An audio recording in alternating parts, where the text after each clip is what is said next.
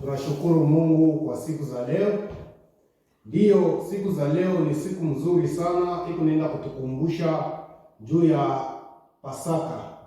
Pasaka ya Bakristo. Juu ya Pasaka nilipenda kuimba kwa mwimbo moya yenye itatukumbusha kwa maneno ya Pasaka. Bakakwata Yesu mwana zambi kupenda kutwila ne mata kusakila. Bakakwata Yesu mwana zambi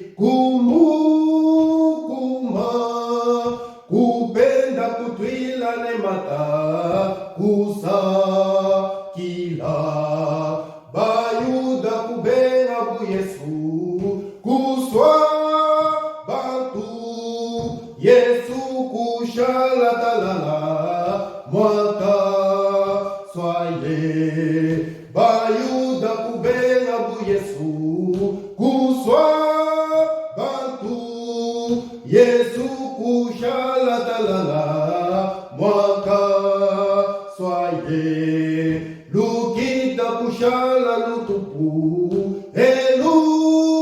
tupu mwanjelo kwa mbila bakaji wakubika ekupinga na bone disaka bamba lumu lwimpelo mukelenge vumuwe. Haleluya, wakashipibwa kuyamulukita mwana zambi kulala matuku asatu kubika jangu mingu wakapatuka bantuku kumona mwana zambi wakashipibwa mwana zambi kuyamulukita mwana zambi kulala matuku asatu kubika jalumimu wakapatuka bantuku mumona.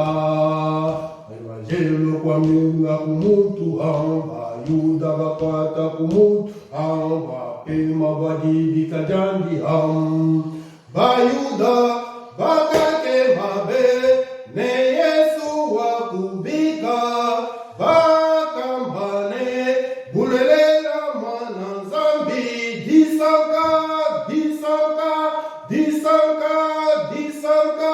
mwana zambi wakashipibwa kuyamulukita mwana zambi kulala matuku asatu kubika jalumimu wakapatuka bantuku mumona. Ndiyo, siku za leo minapenda kusemea maneno moya ile ikunasemea juu ya enterrement ya Yesu Kristo, kuzikwa kwa Yesu Kristo, mazishi ya Yesu Kristo. Sikiliza ndugu yangu mpendwa, kabla ya kwenda kufufuko tukunenda kuona mbele mazishi ya Yesu Kristo, kwa sababu kama mtu ashiabalo kuzikwa, maana yake hakutakuwa resurrection, hakutakuwa ufufuko. Ndio maana siku za leo, temu yangu ya siku ya leo ikunenda kusema l'enterrement de Jésus-Christ. Asema kwa Swahili mazishi ya Yesu Kristo. Mazishi ya Yesu Kristo ilikuwa namna gani? Sikiliza nikwambie. Asema wakati Yesu Kristo alienda kusulubiwa kumsalaba. Asema wakati alisulubiwa kumsalaba alifariki. Wakati alifariki balipenda kwenda kumstiri.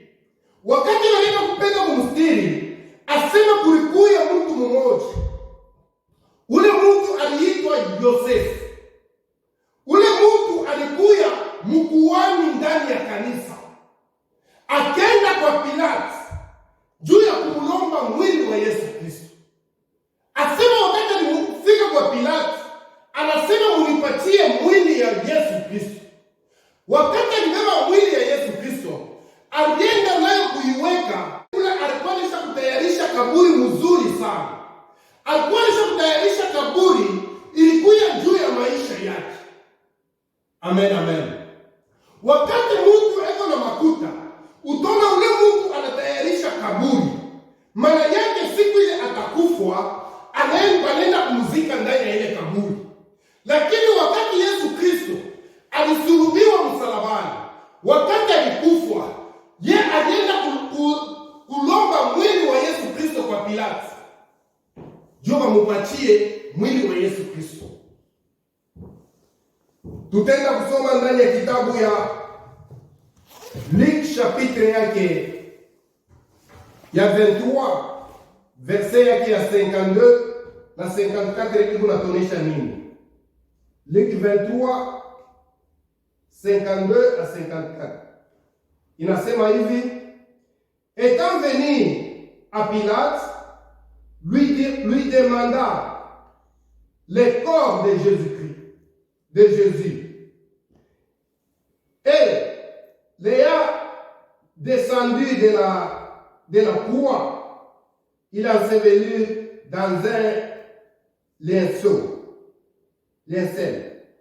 Et le mit en un sépulcre taillé dans les rocs, où personne n'avait encore été mis. Or, c'était le jour de la préparation et le jour du sabbat allait commencer. Amen, amen. Asema, wakati alienda kwa Pilato, alimlomba Pilato ampatie mwili wa Yesu Kristo. Asema walishusha mwili wa Yesu Kristo kumsalaba. Wakati walishusha mwili wa Yesu kumsalaba, aliibeba, alifunika mavazi. Asema anaenda kuiweka ndani ya makaburi. Ni kaburi kanile aliweka. Ilikuwa ndani ya kaburi ile alikuwa kutayarisha juu ya ile siku ya kufa, bapate kumweka ndani ya ile kaburi. Lakini vile aliona Yesu Kristo, ilifika wakati Yesu Kristo alikufa msalabani. Asema alilomba mwili wa Yesu Kristo, akaibeba, anaenda kuiweka ndani ya ile kaburi. Na ile ndani ya ile kaburi ilikuwa kuchongwa ndani ya jiwe. Maana yake bakosha kutayarisha ile kaburi mzuri sana. Bakosha kuichonga ndani ya ile ribwe. Wakati alifika, alienda kumulalisha Yesu ndani ya ile makaburi. Alimulalisha Yesu ndani ya ile makaburi. Tutaendelea 55 na 56 tutaonyesha nini? 55 inasema hivi: et les femmes qui étaient venues de Galilée avec Jésus, ayant suivi Joseph, regardera le sépulcre et comment le corps de Jésus était mis. Puis, s'en était retourné, ils préparèrent des drogues aromatiques et de parfums. Et le jour du sabbat, elle se reposa selon les commandements de la loi. Sikiliza ndugu yangu mpendwa, nikwambie, wakati walimshika Yesu, asema bamama banenda kumfuata Joseph. Wakati wanaenda kumfuata Joseph, banenda kumuonesha kusema mulimweka Yesu fashika, mulimweka Yesu makaburi kani. Bamama walikuya na ile uchungu ya vile Yesu Kristo alikuwa mwana wao anafariki. Wakati banenda banamuuliza Yosefu, Yosefu alibaonesha fashi ile balimshika Yesu Kristo. Lakini sikiliza nikwambie, aba mama balirudia nyumbani, balienda kutayarisha parfum, balienda kutayarisha mafuta ya kuweza kumwangomea Yesu Kristo kwa sababu asiharibiki. Lakini ilikuwa siku ya juma, ilikuwa ni siku ya saba. Bale bamama bali respecte journée ya saba, bali respecte ile siku ya makutano ya Sabato. Asema walichunga juu ya kusema baheshimie lua ya ile mkini. Wakati ile walirespekte ile lua ya ile mkini, balichunga siku ile ya Sabato ilipita.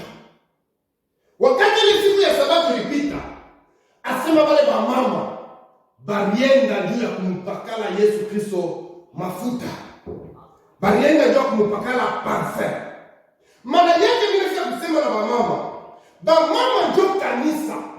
Bamama ndio wale na uchungu ya watoto kidogo. Bamama kama wanakusanyika fashi moja, resulta inaonekanika. Bamama walipasha kufuchama, bamama walipasha kukimbia, bamama walikuwa naoga, lakini bamama walipenda kwenda kaburini bakampakale Yesu Kristo mafuta. Ndio pale ninasema bamama ni bantu bakutapa sana. Bamama ni bantu wale wanatuletea habari njema ya Yesu Kristo, ya ufufuko ya Yesu Kristo. Bamama kama wako ndani ya kanisa, utaona ile kanisa iko na mbele. Kwa sababu mama iko mfano ya kanisa. Mama iko mfano ya kanisa. Hata kama unaangalia ndani ya kanisa, utaona bamama ndio waligaraka mingi sana. Bapapa waligaraka kidogo. Maana yake kanisa kama iko na bamama, ile kanisa iko na maendeleo. Bamama waleta habari ya Yesu Kristo. Bamama walikuwa bamama wazuri sana. Walikuwa bamama wale walijua uchungu ya mtoto. Bamama ni wale walijua susi. Baraza kufuatilia Yesu nafasi yote ile alienda.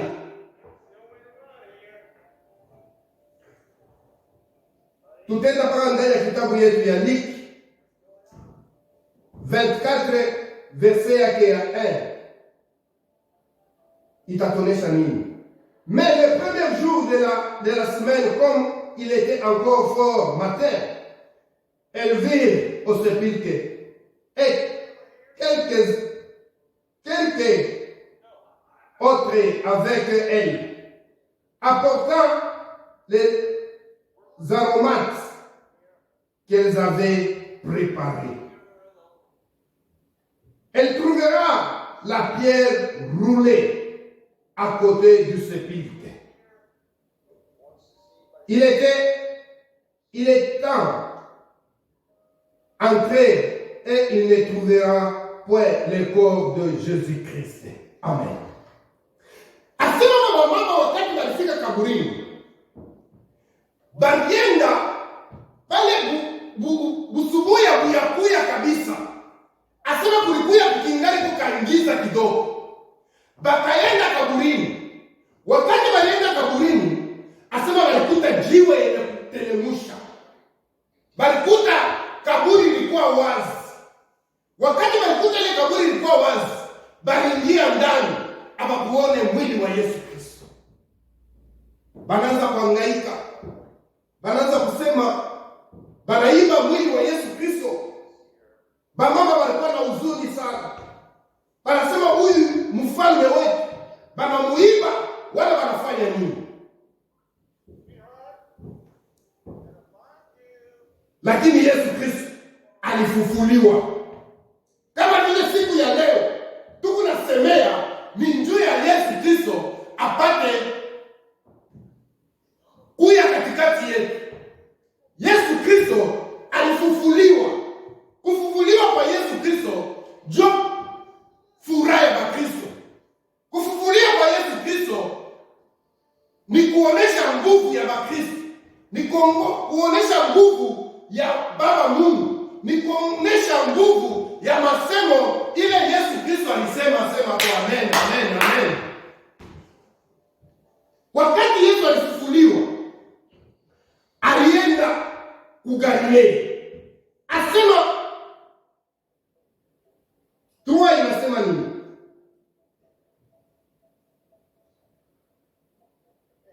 Pardon, passons à 4. Et il arriva que comme ils étaient un grand perplexite, touchant cela, voici 2 personnes parira devant elle, et en vêtements tout couvert de lumière. Asema wakati ile mama walifika, wakati walikuta kaburini ilikuwa wazi, asema wanakuta watu wawili.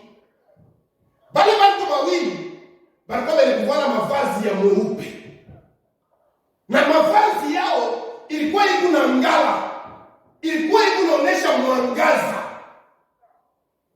Maana yake fashi ile peko utukufu ya Mungu palikalaka mwangaza. Amen.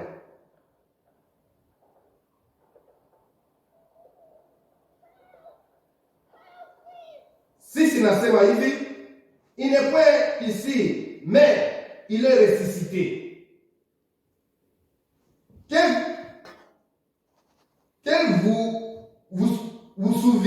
Que vous souvienne comme il vous parla quand il était encore en Galilée. Amekwisha kufufuliwa kama vile alianza kuniambia wakati alikuja kuGalilea, disant qu'il fallait que le Fils de l'homme fût livré entre les mains des pécheurs, et qu'il fût crucifié, et qu'il ressuscite le 3e jour. Asema ilipendeza mwana wa Mungu afe juu ya dhambi yangu na dhambi yako. Na alibalaka hivi akisema siku ya 3 atafufuliwa. Asema hii bulongo ilishinda kumsiporte Yesu Kristo. Asema hii bulongo ilimchunga Yesu Kristo siku ya kwanza, siku ya pili, lakini siku ya 3 asema Yesu Kristo alifufuliwa. Na wakati alifufuliwa, asema ilikuwa ni furaha kubwa sana. Ilikuwa ni furaha kubwa. Tutaenda ndani kitabu ya Jean chapitre 19 verset yake ya 23 itatuonesha nini? 23 inasema hivi: Or, quand les soldats eurent crucifié Jésus, ils prirent ses vêtements et en furent 4 parts. Une part pour chaque soldat. Ils prirent aussi l'unique, mais elle était sans couture, trisée depuis le haut jusqu'en bas. Asema baskari balianza kubeba manguo ya Yesu Kristo.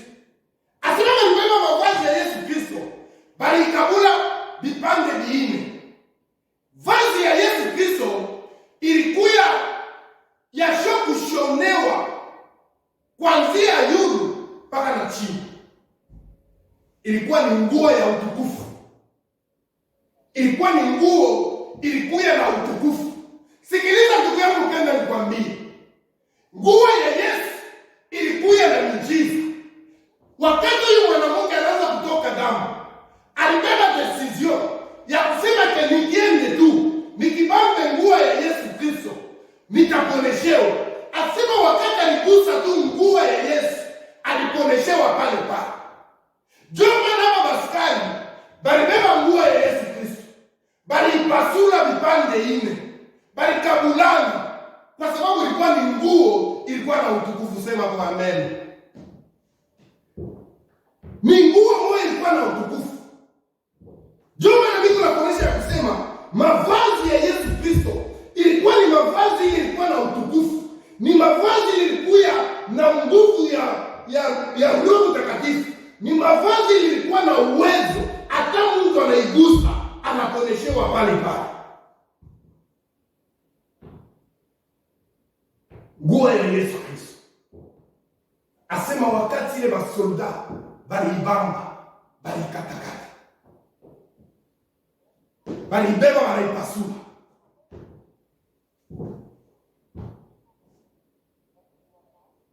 Ndugu yangu mpendwa, leo ni siku nzuri sana. Leo ni siku ya ufufuko wa Yesu Kristo. Leo ni siku nzuri sana juu yako na juu yangu. Paka Jean ule 18 verset yake ya 39 na 40 itatonesha nini? 39 inasema, oh, vous avez une coutume qui est que je vous relâche un prisonnier à la fête de Pâques.